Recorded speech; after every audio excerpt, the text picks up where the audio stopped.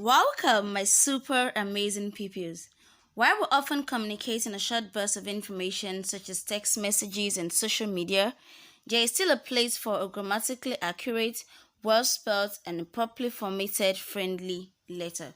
In today's lesson, we will be looking at how to write a friendly letter, a letter to a friend, okay? If you sit down and really think about it, you will discover something. You'd know that it's fun to write a friendly letter and even more fun to receive one. What do letters do? Letters keep you in touch with faraway friends and relatives. Like I already said, we're going to learn how to write great letters using simple ways. But before we go further, I want to ask you a question, okay? What is a friendly letter? It is that letter that is written to people that we are very familiar with, like our friends, our parents, classmates, sisters, brothers, our siblings. All right. Now let's look at the parts of a friendly letter. The parts of a friendly letter. If you're asked to write this kind of letter, what's the very first thing that you're supposed to put down? The very first thing you're supposed to write down is what we call the address, and it has to do with you writing down where you live. You, the writer, puts down your address in the friendly letter. 7 Victor Avenue, off College Road, Benin City. In this case, I am the writer, so this is my address. Closely followed by the address, we have something we call the date. The date tells us exactly when the letter was written. Okay? In this case now, I have 7 Victor Avenue, off College Road, Benin City, 6th July 2020. Okay? The date is written in the form of a sentence. So don't ever write it in numeric form. Next, we have the salutation. It's also called the greeting. Okay?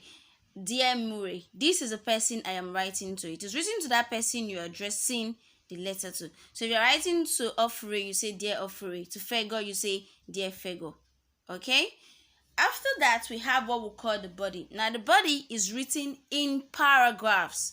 It's arranged in such a way that you move from the pleasantries to the main information down to the wrapping up of your work. So you don't just dive into the letter. Oh, I'm writing to say that mom bought me a singing shoe or that I'm traveling to the US. No, you exchange pleasantries in the first paragraph. Writing to you gives me so much joy. How is life with you and your family over there? I hope everything is going on smoothly. I was told your dad recently got a job at Baker Hughes.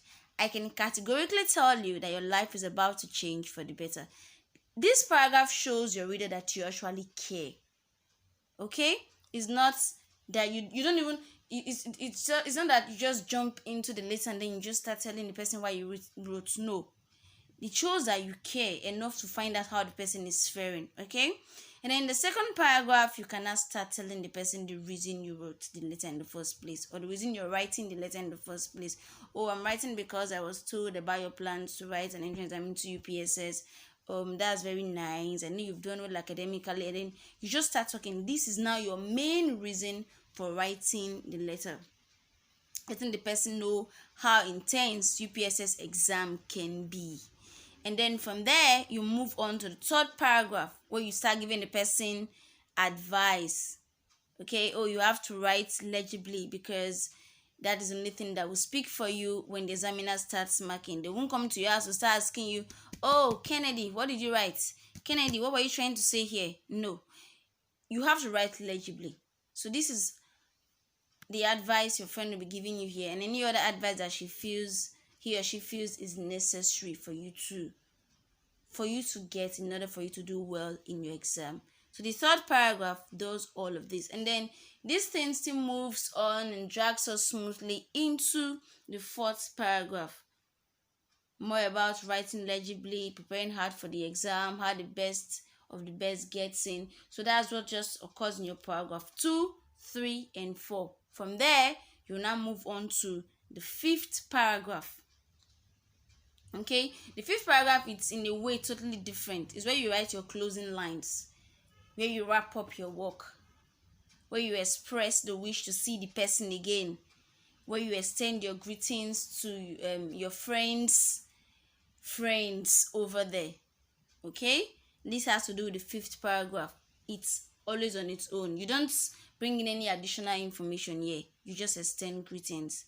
And then the closing and the signature is how you wish to end your letter. Your best friend, your dearest friend, cheers, best regards, and all that. And closely followed by the closing, we have what we call the signature. The signature is your name. It goes right below your closing. For instance, your friend Mitchell, your friend Charles, your friend Maru, your friend, and all that. Okay, so let's quickly do a recap of what we learned in today's lesson. The very first thing that we looked into was what we call the address, and we said the address is very important in your letter. Closely followed by it is the dates that tells us exactly when the letter was written, the salutation that has to do with the greeting, the body that is divided into different paragraphs, the closing that has to do with how you intend ending the letter, and then you have what we call the signature. The signature has to do with your name.